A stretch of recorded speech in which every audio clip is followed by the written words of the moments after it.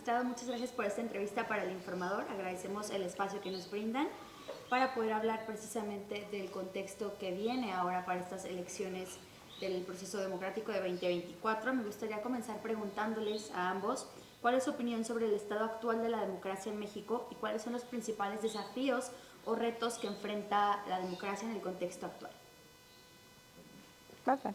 Muchas gracias, presidenta. Bueno, a ver, me parece que el contexto actual democrático de México parte de la polarización.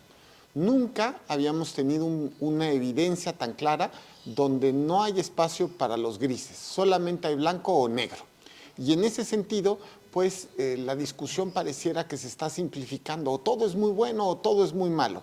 Y está en ese sentido careciendo de juicios de valor que puedan decir, podrían llamarse, vamos a decirlo, racionales u objetivos.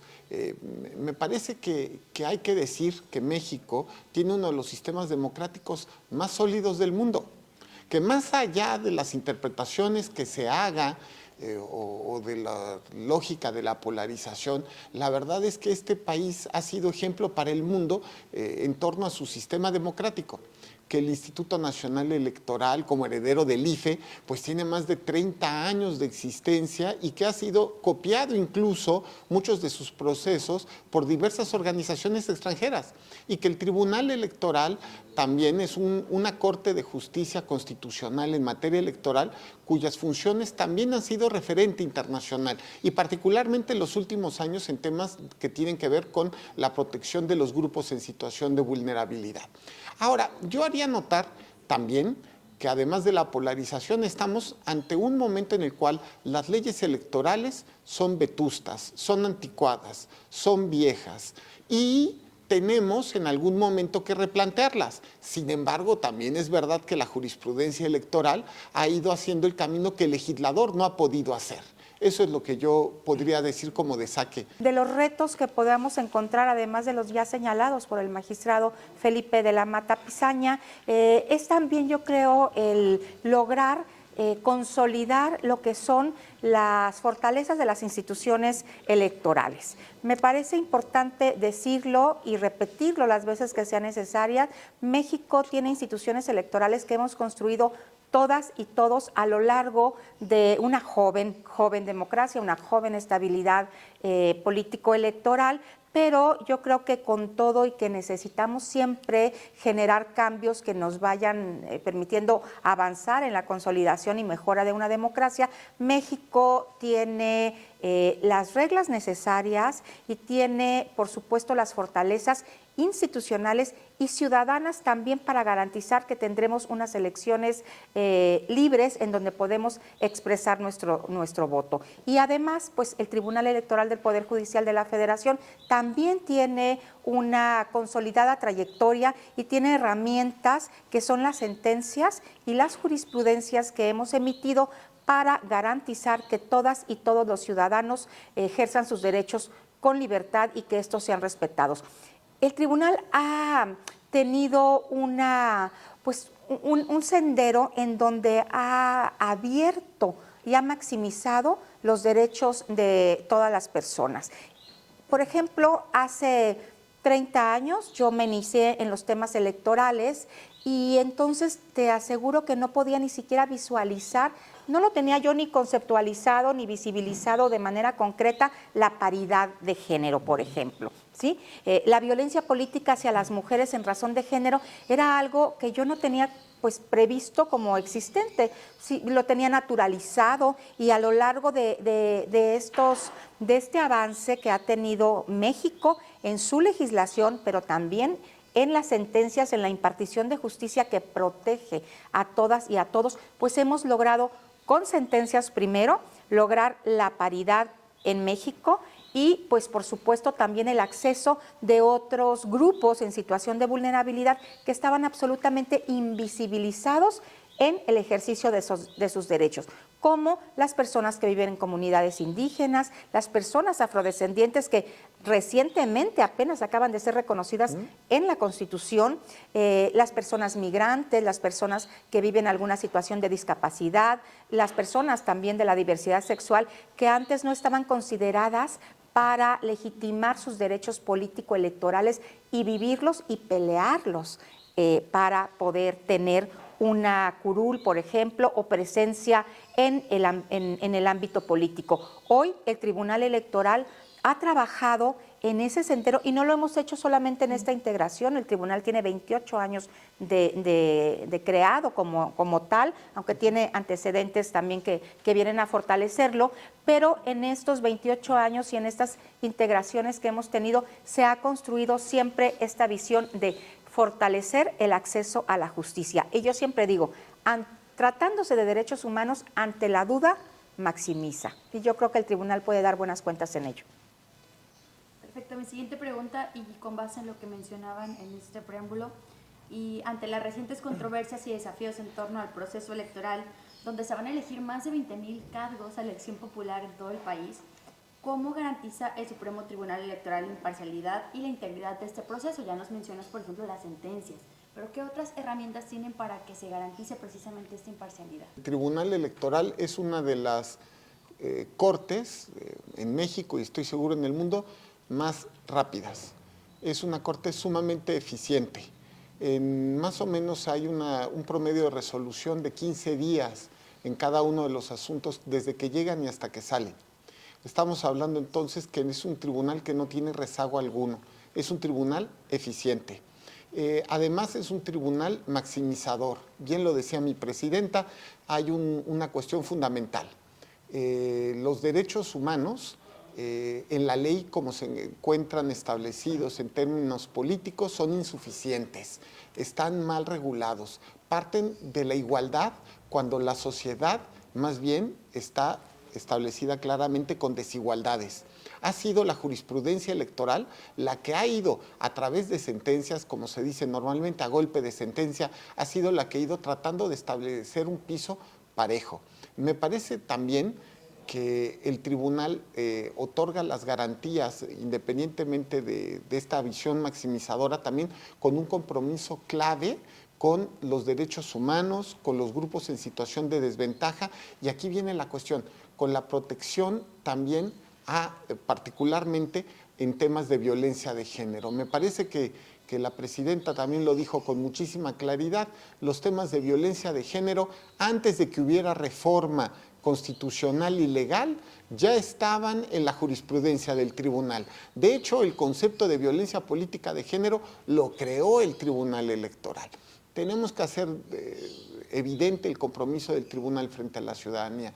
Y otras herramientas que tiene el tribunal, por supuesto, adicionalmente, pues yo podría decir que también la escuela judicial, claro, ¿no? La escuela judicial electoral, donde se capacitan varias decenas de miles de personas al año a través de cursos de posgrado, desde doctorado hasta maestría, diplomados, cursos simples, cursos de cómputo, vamos a decir a través de sistemas de cómputo. Me parece que también eso ha sido una ventaja que ha tenido el tribunal. Es quizá la única corte del mundo donde capacita a sus justiciables, es decir, capacita a aquellos que van a litigar en el tribunal electoral.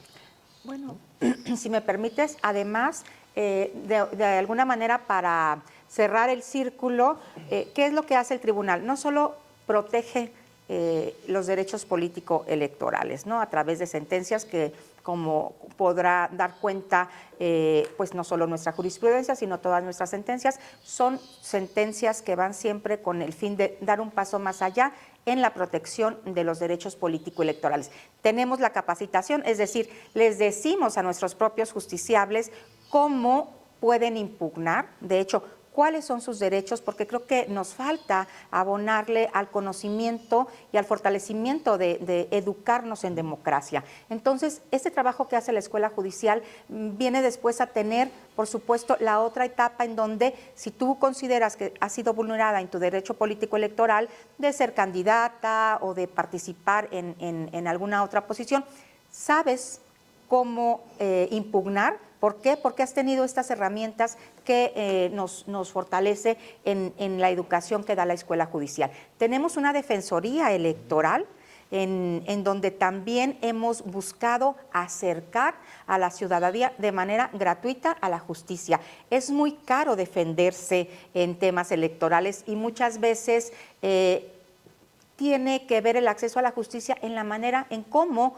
vas a quejarte. Entonces, el tribunal también hemos eliminado obstáculos técnicos jurídicos para accesar a la justicia electoral y hoy por hoy contamos con una defensoría que inició primero como Defensoría de los Pueblos Indígenas, ahora ya avanzó a ser una Defensoría Electoral general, pero estamos pues por abrir una defensoría especializada para las mujeres y para la defensa, sobre todo de los temas de violencia política que se han presentado de manera cada vez más en el ejercicio de los derechos de las mujeres. Quiero decirte que a partir de la paridad, que puede ser, por supuesto, un punto en donde dices, pues ya qué más tenemos que hacer si en la Constitución logramos tener paridad. La igualdad cuantitativa y sustantiva se ha dado en México. Pues no, lamentablemente el hecho de ponerla ya escrita en nuestra Constitución como un principio de nuestra democracia y del sistema de libertades que tenemos, todavía hay que juzgarla, todavía hay quien no entiende qué significa tener paridad y llegan muchos casos. Y ahora, la paridad ha generado más violencia hacia las mujeres, ha sido un fenómeno que se ha desatado terriblemente, que pareciera que es el costo que se tiene que pagar por ejercer los derechos de querer decidir lo público, ¿no? Entonces, por eso esta defensoría especializada para las mujeres, particularmente en temas de violencia política, creemos que va a ser de gran apoyo en estos procesos electorales, en estos 22,000 cargos más de 22,000 cargos que tendremos que resolver. Bueno, no, que se van a elegir y esperemos que no todos se impugnen. Ojalá. Perfecto. Y bueno, en el contexto donde algunos partidos políticos han desafiado precisamente estas reglas ya establecidas, entre ellas, pues por ejemplo, violencia política de género o campañas que no son campañas, ¿cómo se asegurará el Supremo Tribunal que se hagan cumplir estas reglas y que se respeten? A todos nos conviene que se cumpla el Estado de Derecho. Es la diferencia entre la barbarie y la civilización. Es fundamental la primera, que los actores políticos se tomen en serio las reglas. La verdad es que la intervención del tribunal tendría que ser totalmente excepcional o de las autoridades electorales. Sin embargo, si los actores políticos no se someten a las reglas, no hay duda que el tribunal aplicará todo el peso de la ley. Quiero enfatizar, creo que por tercera ocasión, que la ley es deficiente, que tiene varias lagunas y que una de las lagunas más importantes y lamentables es que no se puede sancionar a los servidores públicos que violen las normas. Esto ha generado problemas, pero se encuentra más allá de la posibilidad del tribunal poder, pues ahora sí que llenar esos vacíos. El tribunal, eso lo podrán saber todos los lectores del diario, que sean abogados, no puede crear sanciones. Pero lo que sí puede hacer, y lo ha hecho, es remediar las violaciones, tratar de generar garantías de cumplimiento de sus sentencias y, en su caso, medidas de reparación en términos de lo que ha establecido la Corte Interamericana. Es lo que podría decir. Es muy importante dejar claro, porque muchas veces pareciera que el Tribunal Electoral es un actor más en el proceso electoral. Yo creo que somos una parte fundamental, bueno, es la última instancia, pero el Tribunal Electoral no es un candidato o una candidata. Entonces, creo que es un punto importante también fortalecer no solamente los partidos políticos, la visión de que el tribunal o todas las instituciones electorales de todo el país, pues son los organismos locales, los tribunales estatales, las salas regionales y luego el Tribunal Electoral en su sala superior, quienes estamos para generar certeza, legitimidad, somos autónomos e independientes, entonces tenemos que buscar ver a las instituciones electorales como la fortaleza de todo el entramado y de todo electoral de los partidos políticos, de la ciudadanía, que pueden acudir a restablecer el orden en caso de que no haya sido así o lo consideren en el ejercicio de los derechos político-electorales, en los registros de candidaturas que están ahora, en las campañas, en fin. Pero el Tribunal Electoral está para defender que todos los derechos se ejerzan de manera libre, de manera autónoma, de manera independiente, como tiene que ser las instituciones y las autoridades en una democracia que, si bien es cierto, creo que la democracia mexicana siempre está en reconstrucción y podemos dar pasos adelante y algunos riesgos para atrás, pero yo creo que si hacemos un corte de caja, estamos en una democracia que va hacia adelante y que es una democracia que, como bien lo dijo el magistrado de la Mata, por lo menos en América Latina somos un referente de verdad, casi obligado, diría yo, México, para el avance también, no solo en el ámbito legislativo, sino también en la visión de cómo ejercer la justicia, cómo impartir una justicia que no se ha quedado con lo que el tecnicismo del derecho nos pudiera obstaculizar, la impartición de una justicia que vaya con un punto esencial de garantizar el pleno ejercicio de todos los derechos político-electorales. Perfecto. Ahora, bueno, en este contexto donde se han identificado distintas zonas de riesgo, de violencia para que se puedan ejercer las elecciones locales y federales, ¿qué papel tiene el tribunal en este sentido? Es decir, ¿participa de alguna forma para garantizar esta seguridad o queda en los tribunales locales o en los institutos ya electorales? En realidad el tribunal y los institutos electorales tenemos funciones específicas dentro del proceso electoral.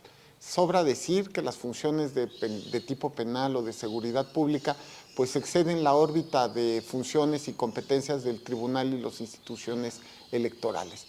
La labor fundamental de las autoridades electorales es garantizar que el proceso electoral se lleve a cabo de manera adecuada, eso sí.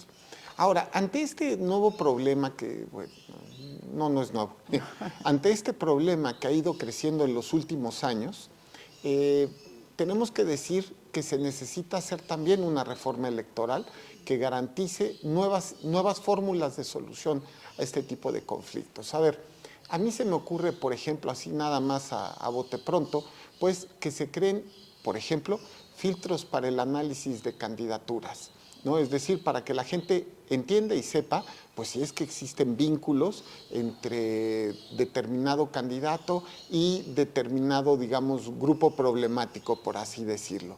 Que por otro lado exista la posibilidad de presentar denuncias y demandas anónimas, que se generen, en todo caso, también vías de votación anticipada, que no se tenga que votar el mismo día, que puedas votar pues un mes antes, ¿no? Ya verás cómo, si a través de correo electrónico, a través de internet una aplicación, a través de correo postal o a través de un centro de recepción del voto. A ver, algunas fórmulas que no hagan que todos los electores estén el mismo día depositando su voto en la urna.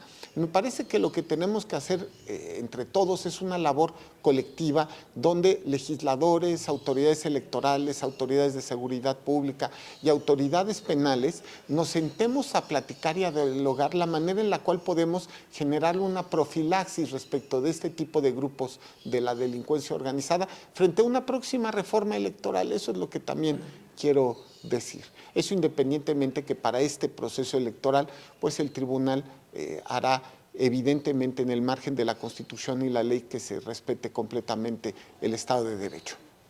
Comunicar qué es lo que hacemos, porque luego piden al tribunal algunas cosas que no está en nuestra competencia. Entonces, yo creo que es importante comunicar qué le corresponde al tribunal, qué le corresponde, por ejemplo, al Instituto Nacional Electoral, qué le corresponde a las autoridades del Ejecutivo que tienen que ver con seguridad, ¿no? El Tribunal Electoral no va a resolver el problema de delincuencia o de cualquier tipo de situación, porque no es lo que le corresponde. A ver, en términos de una elección, está el proceso electoral. ¿Qué hacen las instituciones electorales? Las administrativas son el INE y los que conocemos como OPLES, organismos públicos locales electorales, que, por decirlo de alguna manera, son los INES de cada estado, ¿no? ¿A qué le toca a ellos? Pues les toca organizar la elección, ¿sí? El día de la jornada electoral, pues por supuesto, instalar las casillas, previamente pues haber capacitado a las y los ciudadanos y ciudadanas que van a fungir como funcionarias y funcionarios de casilla. Le toca pues dar los resultados y todo esto. Sin embargo, al Tribunal Electoral, si bien es cierto, trabajamos todo el tiempo, porque las 24 horas al día, los 365 días del año, el Tribunal Electoral está trabajando en proceso electoral, todos los días y horas son hábiles. Al tribunal le toca resolver los medios de impugnación que nos llegan. El tribunal no puede ir a hacer una investigación, por ejemplo, en un caso donde se nos diga hay un tema de delincuencia organizada y no vamos a poder instalar una casilla. Eso no le toca al tribunal. Al tribunal le toca, tal vez en un caso como ese, decir, no se instaló una casilla, vinieron a impugnar la nulidad de una casilla porque no fue instalada por cualquier motivo. Uno de ellos puede ser, por supuesto, la seguridad o la falta de ella, y ahí el tribunal recibe una demanda, abre un expediente y lo integra, como con las pruebas que también hay que aportar. Es muy importante señalar que el tribunal trabaja conforme a lo que se tiene en el expediente, ¿sí? Y con ello, pues, emite una resolución apegada a derecho y, por supuesto, también siempre con la visión de que el derecho escrito no sea en sí mismo un obstáculo. Por ello es que interpretamos el derecho, interpretamos los principios constitucionales, interpretamos la propia Constitución para garantizar siempre que pongamos en como una esencia a la persona y, por supuesto, a los principios que rigen las democracias. Perfecto. Por último, de mi parte, habiendo platicado sobre estas preguntas y teniendo claras ya las herramientas que se tienen para poder brindar la elección desde el tribunal, un mensaje que le puedan enviar a la ciudadanía para que puedan acudir el próximo 2 de junio a ejercer su voto, a ejercer su derecho de la democracia, pues sabiendo que tienen estos candados para que su voto sea válido. Pues yo le diría a la ciudadanía que salga muy contenta a votar, porque los que tenemos mayor edad nos acordamos de una época en la que México no era un México democrático, donde las instituciones electorales estaban al servicio del Estado, donde los votos no se contaban y cuentan. Me parece que las reformas electorales de los últimos 30 años han garantizado que los ciudadanos mexicanos puedan votar, que salgan felices, porque es un derecho que apenas tiene unas pocas décadas de existir en efectivo. Nuestra democracia es joven, y que salgan contentos a votar y con la confianza de que su voto va a contar y que va a ser tomado en cuenta, que eso es mucho decir frente a todas las décadas, siglos, donde México no fue necesariamente un país, digamos, de estándares democráticos. Decir que hay que salir a votar son derechos que podemos ejercer y lamentablemente no en todos los países se pueden ejercer los derechos político-electorales como en México. Podemos votar, podemos ser votados y además que estén confiados de que tenemos un tribunal que está atento, un tribunal que tiene toda la autonomía y la independencia para resolver todos los medios de impugnación que se presenten apegados a la ley, como lo ha hecho a lo largo de su historia. Cuentan con un tribunal fuerte, cuentan con un tribunal íntegro y cuentan, por supuesto, con magistradas y magistrados que tienen un camino largo en el ejercicio jurídico como juzgadoras, como juzgadores, y que siempre estamos dispuestos a recibir la crítica, a que la ciudadanía nos tenga la lupa puesta y a que nos pregunten cualquier cosa que pudiera aportar también a estar en comunicación más directa con las ciudadanas y con los ciudadanos. Hay que salir a votar. La democracia la hacemos la ciudadanía. Las jóvenes y los jóvenes es un sector muy importante de la población. Ustedes son un número muy grande de votantes y pueden hacer la diferencia. Así es de que nuestra democracia puede ser una democracia juvenil con las decisiones que tomen. Entonces, por favor, salgan a votar y cuenten con que el tribunal estará muy firme para tomar las decisiones de manera autónoma e independiente.